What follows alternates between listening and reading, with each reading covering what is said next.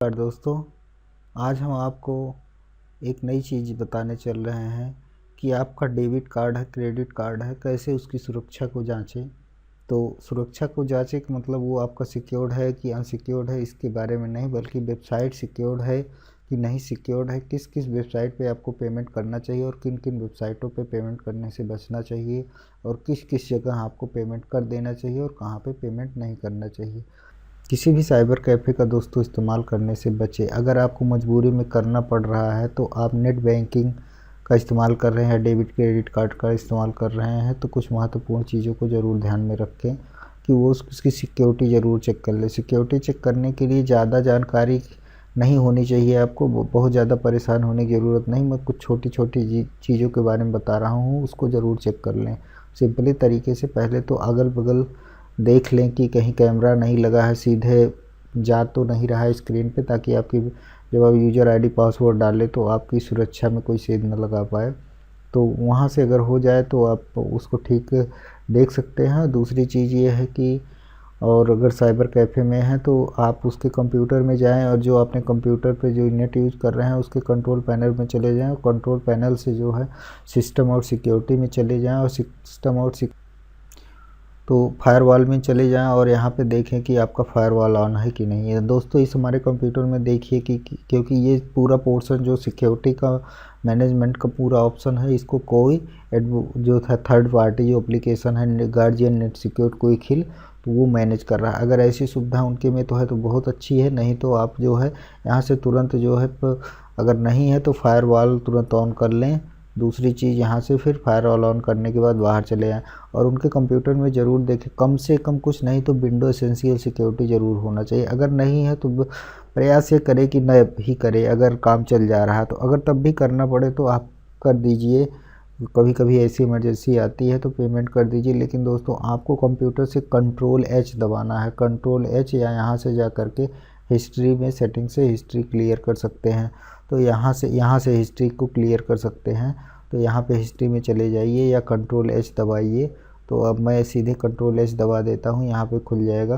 तो यहाँ से दोस्तों तुरंत आप एक काम करिए कि यहाँ पे क्लियर ब्राउजिंग डाटा जो राइट साइड में है, इसको आप ओपन कर दीजिए और यहाँ से आज का ही जो आपने अभी इस्तेमाल किया है, आप चाहे तो पूरा कर सकते हैं लेकिन मत करिए। यहाँ से टोटल आप लॉगिन कर टोटल चेक कर दीजिए और यहाँ से क्लियर हिस्ट्री पे क्लिक कर दीजिए और यहाँ पे तब आप हो जाइए।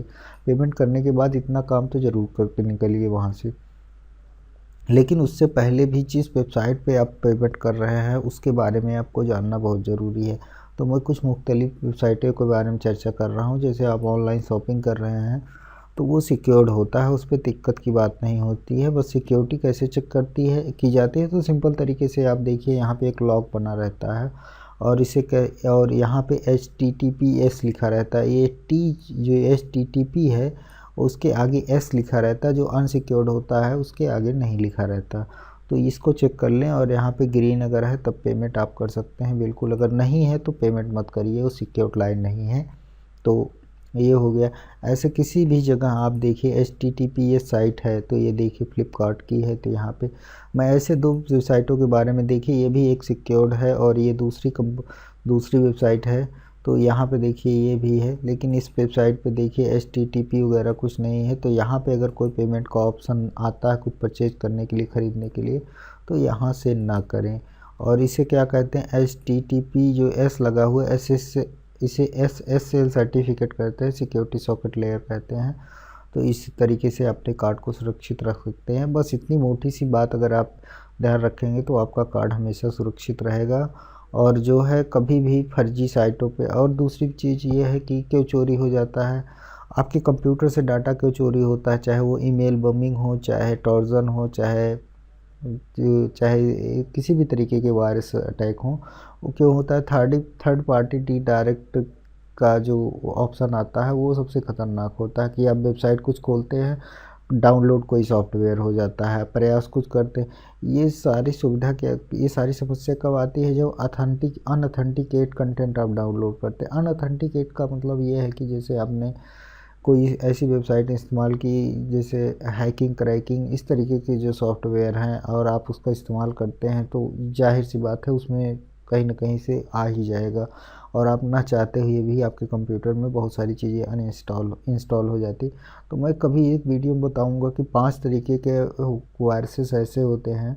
आप मेरे ब्लॉग पे जाके पढ़ भी सकते हैं, arunmora.net, और वहाँ पे ब्लॉग में आप जाके पढ़ सकते हैं कि वो 5 ऐसे वायरसेस होते हैं जो कंप्यूटर में अगर एक बार घुस गए ऑनलाइन के माध्यम से तो उसको आप रिमूव नहीं कर सकते उस किसी भी कीमत पे। वो उस एंटीवायरस के लिए भी बहुत मुश्किल होता है, वो ना तो ढूंढ पाते हैं ना इसको रिमूव कर पाते हैं, और वो सारे डेटा को कॉपी कर लेते हैं या क्रैक कर देते हैं, उस तरीके से आपको नुकसान पहुंचा देते हैं। तो इससे बचें। तो इस वीडियो में इतना भी। अगर ये वीडियो पसंद आई है तो लाइक और शेयर कर दें, अगर नहीं पसंद आई तो डिसलाइक कर दें, अगर कोई बात है तो कमेंट कर दें, और इस चैनल को सब्सक्राइब करना ना भूलें। जय हिंद।